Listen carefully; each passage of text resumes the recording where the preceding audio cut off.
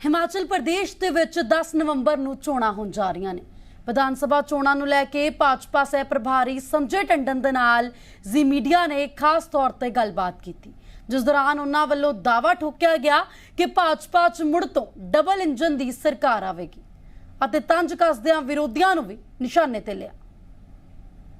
विधानसभा चुनावों को लेकर सियासी जंग जारी है और 12 नवंबर को मतदान होने जा रहा है। ऐसे में 10 तारीख को ये तमाम प्रचार प्रसार थमने जा रहा है।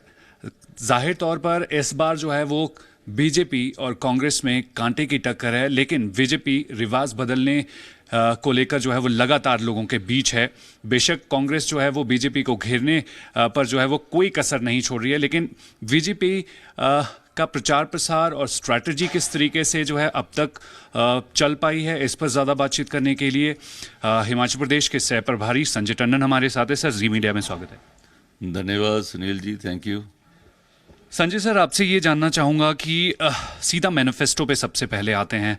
दोनों ही पार्टियों ने जो है वो मैनिफेस्टो बड़ा भारी भरकम दिया है, लेकिन कहीं भी ये जिक्र नहीं किया है कि इतना पैसा आएगा क्यों, कहाँ से, क्योंकि हिमाचल प्रदेश की अगर फाइनेंशियल कंडीशन की अगर बात करें तो इतना जो रेवेन्यू है वो स्टेट से नहीं आता है। सर, बीजेपी के मैनिफेस्टो में भी बहुत बड़े बड़े वादे दिए गए हैं। आप ज़्यादा बेहतर बता पाएंगे कि एक तो हज़ारों करोड़ों का जो है वो कर्जा प्रदेश पर है और उसके बीच बहुत सारे वायदे पूरे भी करने, वो आएंगे कैसे? इकोनॉमिकल जो स्ट्रेंथ है वो किस तरीके से इम्प्लीमेंट हो सकती है? देखिए, दो चीज़ों का फ़र्क है। एक है वायदा करना जी, और लुभावनी चीज़ों को दिखाना। दूसरा है वायदों को पूरा करना। मेरी आपसे विनती है कि आप हमारे पिछले मैनिफेस्टो को देखिए 2017 के, और हमने अपने वायदों को पूरा किया है। पेंशन जो कांग्रेस के राज में 80 साल से ऊपर के लोगों को मिलती थी, उसको हमने पहले 70 साल पे लाए, फिर हम उसको 60 साल पे लाए।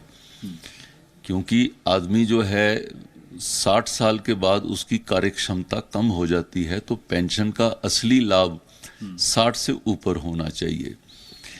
जब वो लाए तब तो किसी ने ये सवाल नहीं पूछा कि भाई साहब आप ये फंड्स कहाँ से लाएंगे।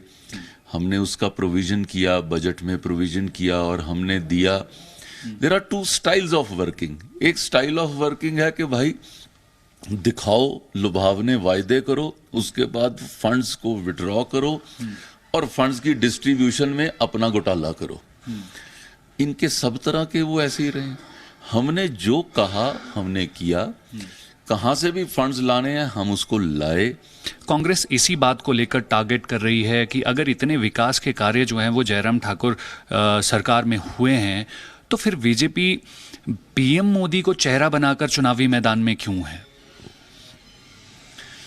मुझे लगता है कि कांग्रेस के पास चेहरा है नहीं, तो इसलिए वो जो है वो गलतियां निकालने के लिए वो ऐसा कर रहे हैं। वे अब नाच ना जाने आंगन टेढ़ा। अब उनके पास क्या आर्ग्यूमेंट क्या है? हमारे पास जो है पार्टी के कार्यकर्ता, प्रधानमंत्री जी से लेकर हमारे बूथ स्तर का कार्यकर्ता वो इस इलेक्शन में वो लगा हुआ है। कौन सी ऐसी स्टेट है जहां पर प्रधानमंत्री जी नहीं गए चुनाव के अंदर? कौन सा ऐसा चुनाव है जहां पे हमारे राष्ट्रीय अध्यक्ष वो फ्रंट से लीड नहीं करते? कौन सा ऐसा चुनाव है जिसके अंदर पूरी ताकत बीजेपी, हम तो एक जिला परिषद के चुनाव में भी हम अपनी पूरी ताकत से लड़ते हैं। ये हमारी स्ट्रेंथ है, ये हमारी स्ट्रेटजी है, ये हमारा स्टाइल है। आप मेरे को बताइए, लीडरशिप का सबसे बड़ा क्या गुण होता है? Leading from the front. हमारे नेता they lead from the front, इनके नेता they hide behind the front. Sir, प्रधानमंत्री जो हैं एक बार फिर से आज हिमाचल दौरे पर हैं। इसी दौरे को लेकर जो है वो एक चुनावी फोरकास्ट बड़े अलग अंदाज से विक्रमादित्य सिंह ने आज दिया है कि मौसम विभाग की तरफ से एक फोकस जो है वो जारी की गई है कि अगले दो दिनों तक जो है वो जुमलों की बारिश होगी। बड़ा तंज कसा है इसमें। हमारे ना पंजाब में ना एक कहावत है जी, आपने शायद सुनी हो, उसमें वो बोलते हैं आटा गूंदी हिलदी क्यों। माँ बेटे की जो पार्टी है, आज जनता उसको नकार चुकी है। आज जनता एक संगठनात्मक पार्टी को प्रेफर करती है, एक कार्डर बेस्ड पार्टी को प्रेफर करती है, जिसमें कार्डर से नीचे से काम करने वाला, एक बूथ स्तर पे काम करने वाला व्यक्ति, एक पोस्टर लगाने वाला व्यक्ति भी हमारा राष्ट्रीय अध्यक्ष बन सकता है। ऐसी पार्टी को लोग प्रेफर करते हैं। आपका भी भविष्य है उसमें, हमारा भी भविष्य है, हर व्यक्ति का भविष्य है उसमें।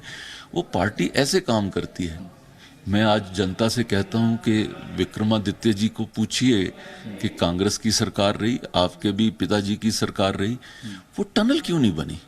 कोई तो जवाब होना चाहिए ना। 2014 में हमारी सरकार आती है, हम 4 साल के अंदर वो टनल पूरी कर देते हैं, 19 में उसका उद्घाटन कर देते हैं। 40 स्टार प्रचारक जो हैं वो कांग्रेस की लिस्ट में भी थे। इस तरफ अगर बीजेपी में बात करें तो प्रधानमंत्री मोदी सहित बाकी 40 और बड़े बड़े स्टार प्रचारक जो हैं वो इस प्रचार के दौरान दिखे भी हैं। आप खुद ग्राउंड पर जाकर जो हैं वो डटे हुए थे।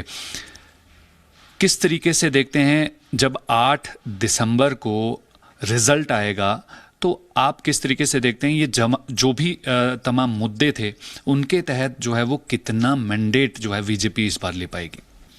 कि हम इस चुनाव में बढ़त हासिल कर रहे हैं। मेरा मानना है कि हम 2/3 बहुमत की तरफ आगे बढ़ रहे हैं और ये चुनाव जो है वो क्लियर कट एक लोकल चुनाव ना रह के ये हो गया है सीधा कि आप बीजेपी के साथ हैं या आप कांग्रेस के साथ हैं। कैंडिडेट्स जो हैं उसके अंदर वो मायने नहीं रख रहे हैं, तो ये सीधा बीजेपी कांग्रेस के बीच का हो गया है। दूसरा सवाल लोगों के, आप डबल इंजन चाहते हैं या आप सिंगल इंजन चाहते हैं, ये सीधा लोगों के सामने आ रहा है। और तीसरा बहुत बड़ा जो इसके अंदर आ रहा है उभर के, वो क्लियर कट मैसेज है कि लोग मोदी जी के हाथों को मजबूत करना चाहते हैं, जो वो मोदी जी के साथ चल रहे हैं। और मेरे को लगता है कि आम जन में ये बात घर कर गई है। ये 3 मुद्दे हैं, बाकी कोई मुद्दा नहीं रहा है। हम डबल इंजन की तरफ बढ़ रहे हैं और डबल इंजन की सरकार को रिपीट कर रहे हैं और आपको 8 दिसंबर को ये चीज़ आपको विजिबल होगी। कैमरा पर्सन अशोक सोनी के साथ संदीप सिंह, जी मीडिया, शिमला, हिमाचल प्रदेश।